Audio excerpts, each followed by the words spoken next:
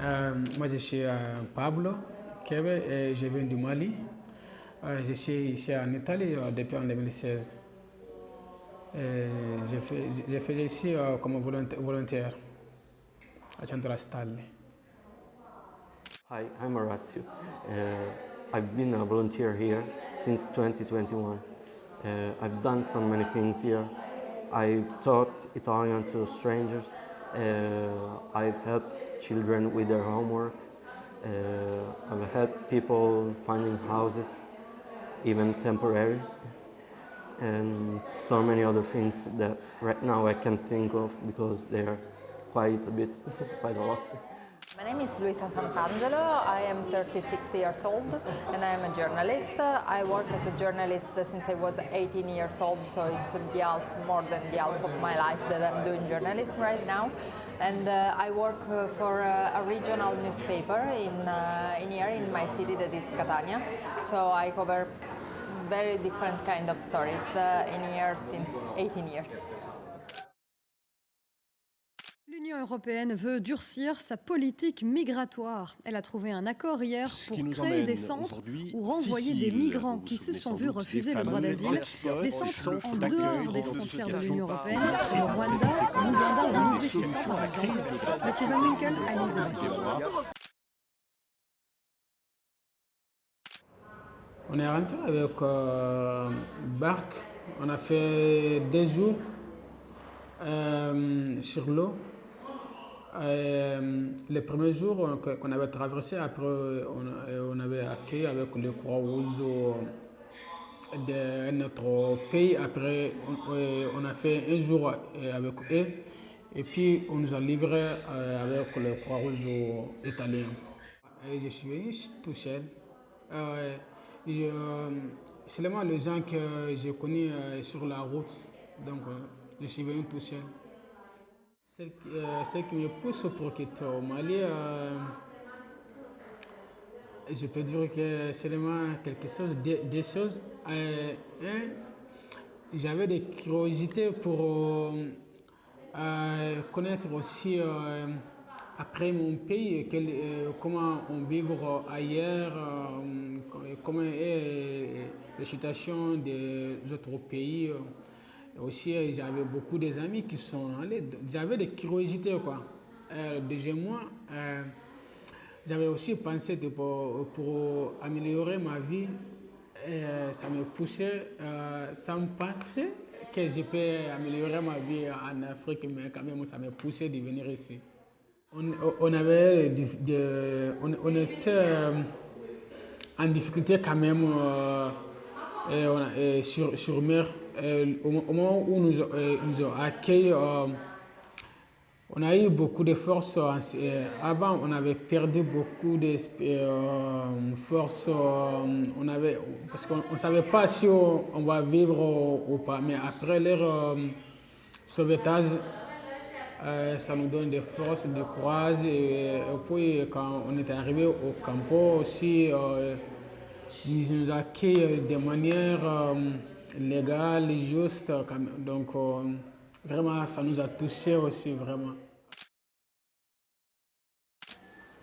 I think the Italian government, for many years, like our current one, didn't really help foreigners, especially the ones coming from poor places, from Africa, Asia, or South America. And if it wasn't for us, for all the associations, these people would just walk around here just without a reason, without a home. They couldn't do anything. They couldn't get help for medical care or even for getting their ID and the most basic stuff that we need every day.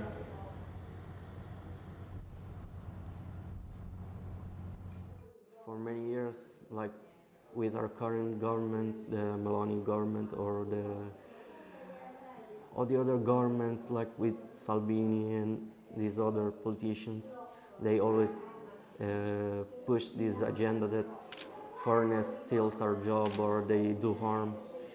but this is not the case, it's not true. Of course there are exceptions, there have been foreigners doing stuff that they shouldn't have done, but they just see those cases and they try to push this agenda on Italians, even in our national TV.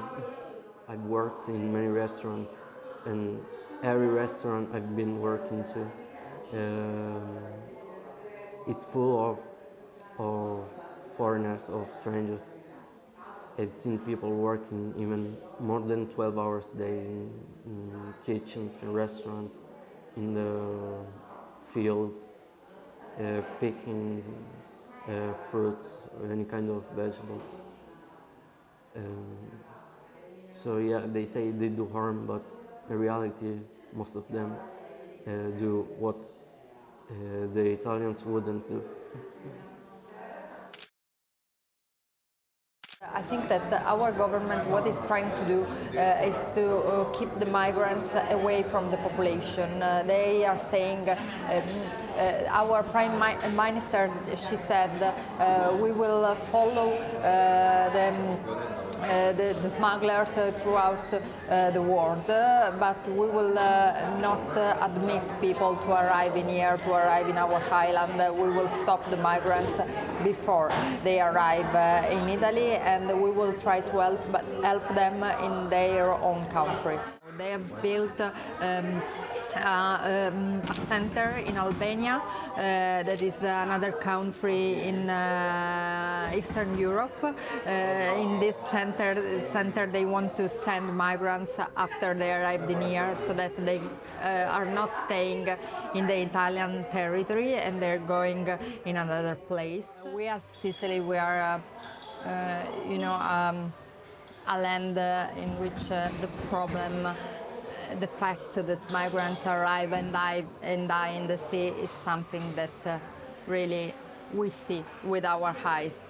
Now is less than before, but for many years we saw people dying in the streets, and there was in the sea.